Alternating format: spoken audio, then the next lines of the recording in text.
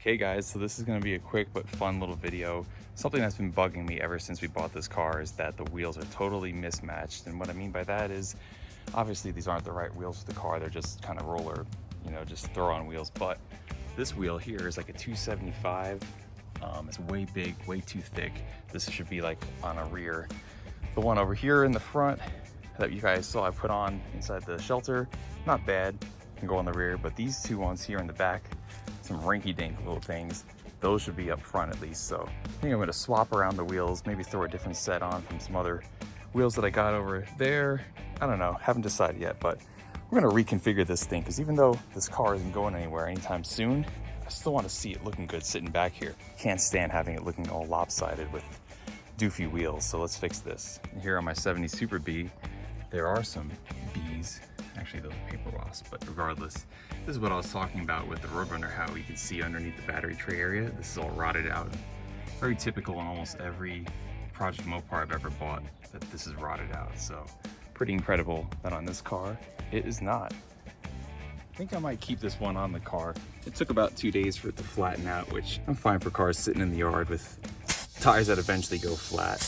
If it immediately went flat, probably would replace it, but we'll fill this guy up and I'll stick it on the rear.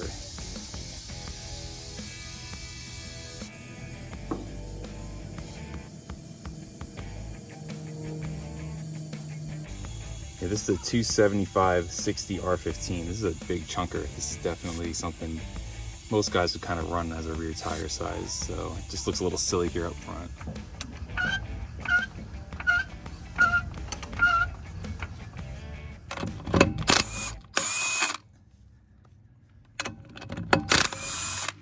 Slap this guy up here as a placeholder for a second because I don't really feel like getting jack stands out here and just doing that. So I'm gonna go now to the rear of the car and pull off those two rinky dinks and start moving them up front.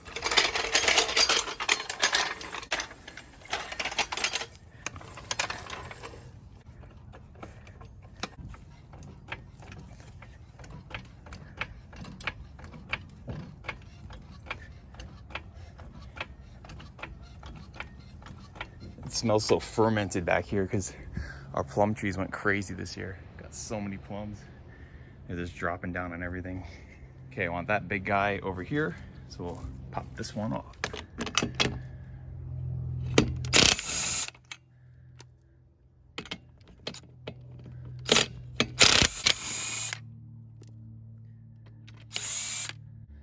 See, this one's a 185/75 14. So this is just a tiny little thing, spare tire more or less. Slap this one up front for now. I like these kind of basic mag looking black wheels. Simple, racy, little deep dish look to them. It works. It actually didn't fit up into the wheel well right now because those other wheels are so small, which I like because you don't want to have skinny in the back, big up front. Looks stupid. Cars look cool when they're raked. Bigger tires in the back, a little smaller up front. There we go. That'll work.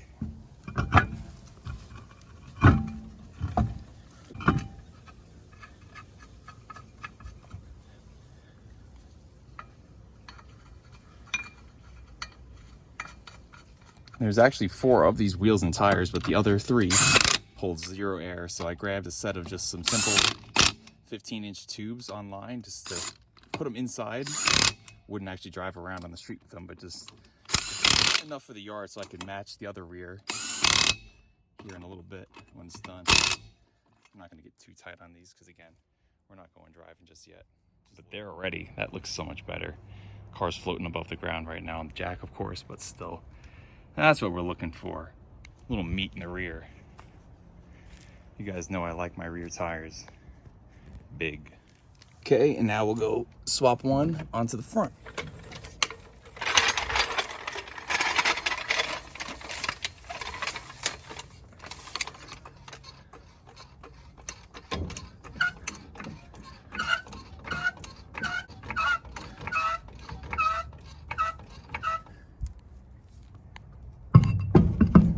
Okay, and now we can put this little rinky-dink up front where it actually looks somewhat more proper.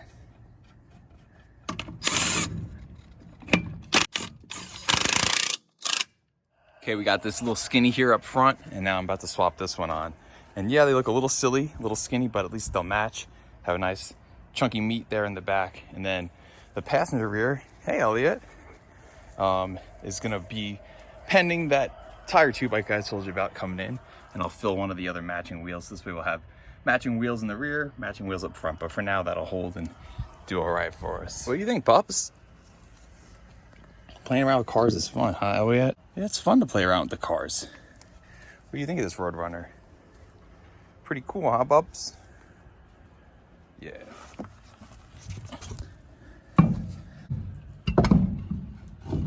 And you can see where those big tires were rubbing, those 275s up front. Just a little bit too big. Okay.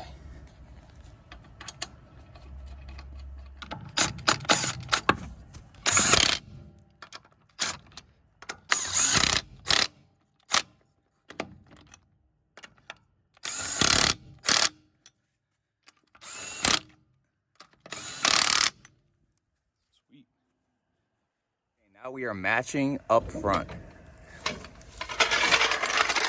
I like the look of that way better. What do you guys think? When you set your cars up like this, it just makes you excited for seeing them on the road. You know, you gotta like visualize the successful end state. And here it is, smoking tires, running around town, looking cool as hell. Because we all think alike. That looks good. Now I feel good about this car sitting here in the backyard, hanging out.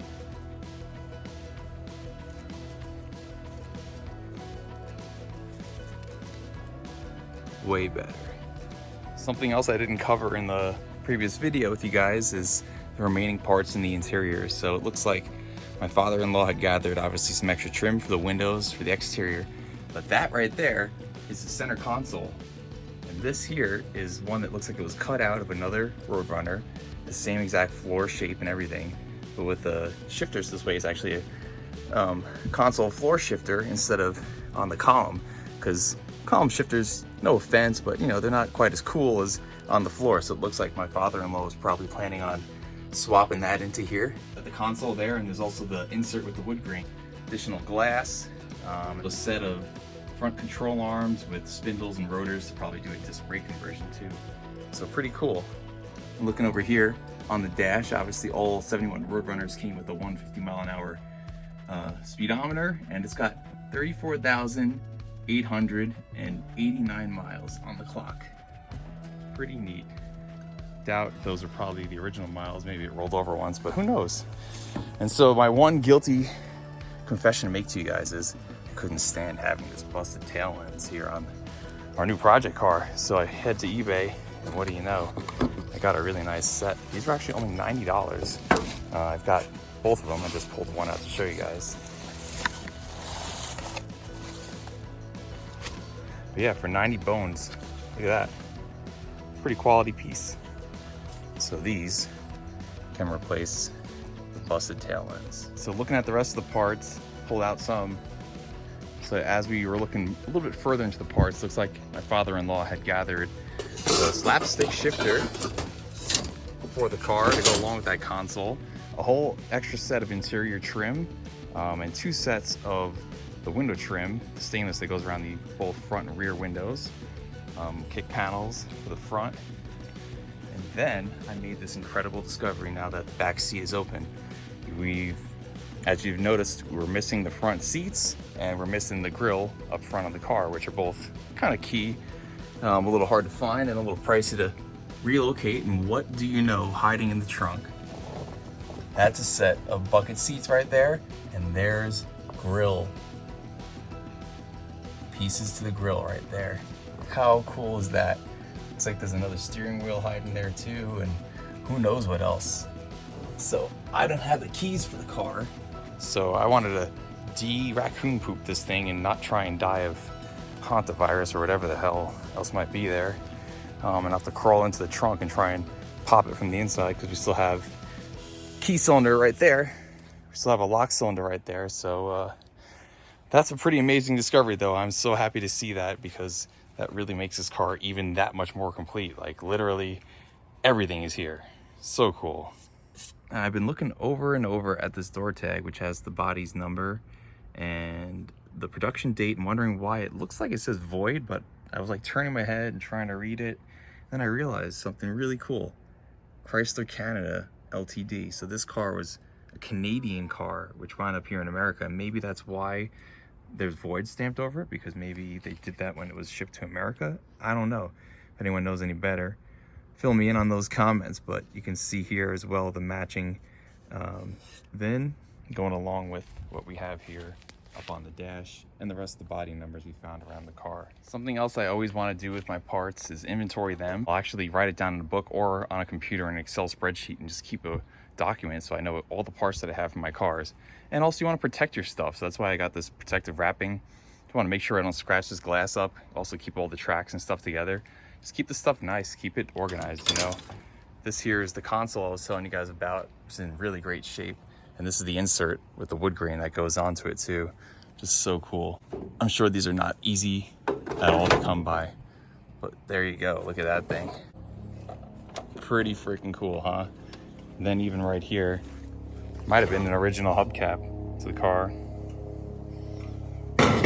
Pull out this other piece of glass. Get a little more wrapping on that one. I'm gonna pull out both of these two assemblies for disc brake conversion, like I said. And then we're gonna decontaminate that part of the floor that had all the raccoon poop on it, get out the upper part of the back seat, and then we can access the trunk and actually open it from the inside, and then I can pull the rest of these parts out. Pulled out the raccoon poop, got some Dawn and a hose, and went ahead and scrubbed out this floor, pulled out the floor plugs. And luckily it's a hot summer day, like I said earlier, so it's just draining out and dry up here pretty quickly. Look at how amazingly clean these floors are. Factory original. Not too often you see them looking like this.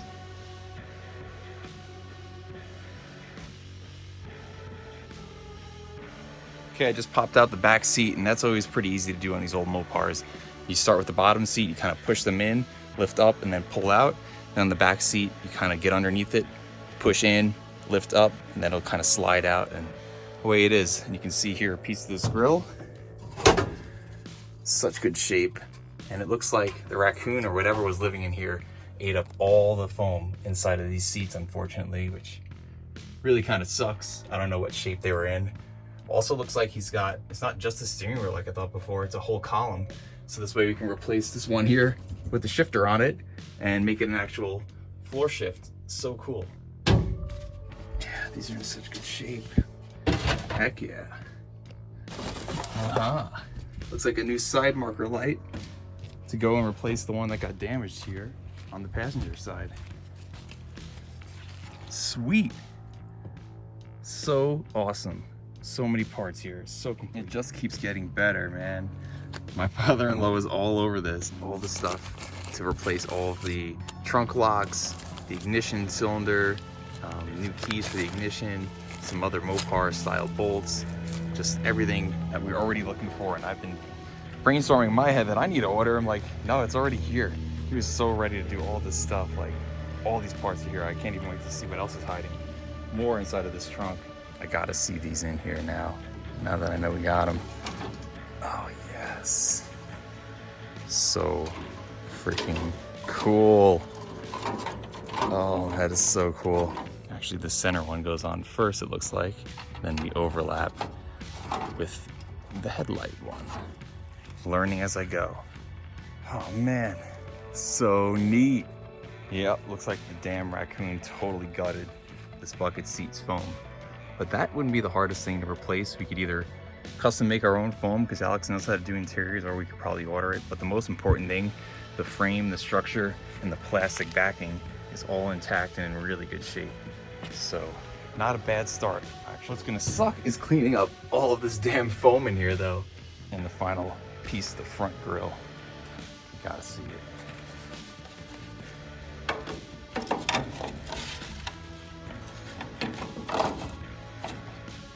How cool is that?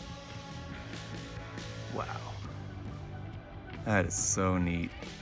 What an amazing car. And what an amazing preservation that he did, saving all of these parts. It looks like it's just missing one tooth out of this whole grille. which I'm sure we could easily make a little plastic patch for. How cool. Knowing what I know of my father-in-law, he probably took this off the grill because of how valuable it is, so someone couldn't just come up and easily steal it and to preserve it like that. So, oh man, so cool. Just pulled out this antenna. Even look how good shape this thing is. Wow. Such amazing parts to have. Try and get this column out of here. Well, it's a proportioning valve for the brakes, so we can convert it to disc brakes up front. Man, thought of everything. All right, let's see if I can get this out of here. I don't know if I will. The wheel's kind of getting caught over there, but I need to be able to get straight back through here so I can hit the back side of the trunk latch and open it up. Get this other seat back out of here.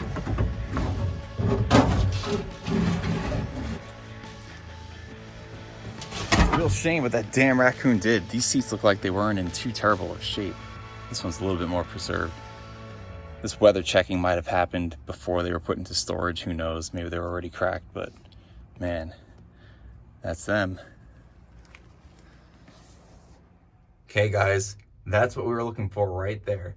That's the trunk latch. You see here on this left part, that little keyway, that's actually so you can open it from the back side. So I just need to get a long screwdriver and kind of reach my arm in there and twist it, and we'll have this trunk open. So let's go get one. Oh there, Elliot. You guys are awesome. Thanks for helping out with all this work out here, guys. Really keeping me motivated. Boy, Odie. Good boy, how we at? Here we go. Climbing in the trunk. Ow.